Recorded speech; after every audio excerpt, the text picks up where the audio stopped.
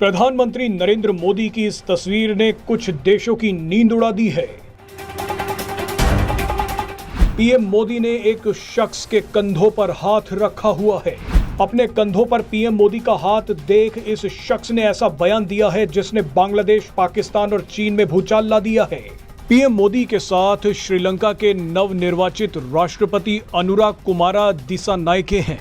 जिस वक्त बांग्लादेश और पाकिस्तान जैसे निकम्मे पड़ोसी तेजी से बर्बादी की तरफ बढ़ रहे हैं, ठीक उसी वक्त श्रीलंका ने एक ऐसी समझदारी दिखाई है जिसका मीठा फल उसे जल्द मिलेगा।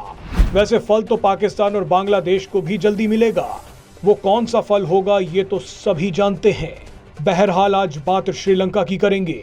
श्रीलंका का राष्ट्रपति बनने के बाद अपने पहले विदेशी दौरे के लिए भारत को चुनने वाले अनुराग कुमार दिसानायके ने कहा है कि वो भारत का एहसान कभी नहीं भूल सकते। राष्ट्रपति दिसानायके ने पीएम मोदी के साथ खड़े होकर कहा है कि वो श्रीलंका की जमीन का इस्तेमाल भारत के खिलाफ नहीं होने देंगे। And I have always also given an assurance to the Prime Minister of India that we will not allow our land to be used in any way in a manner that is detrimental to the interest of India.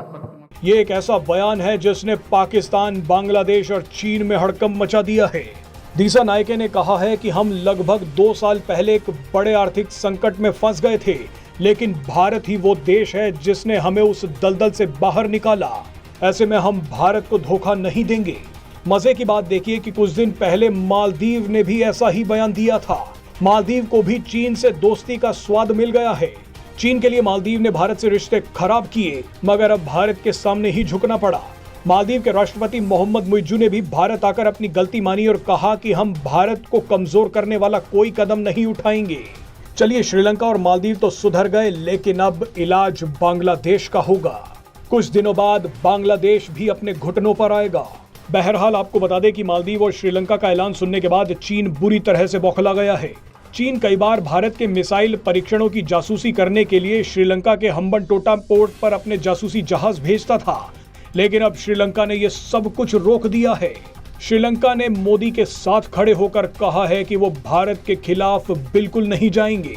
वैसे भारत ने भी श्रीलंका को एक बड़ा इनाम दिया है।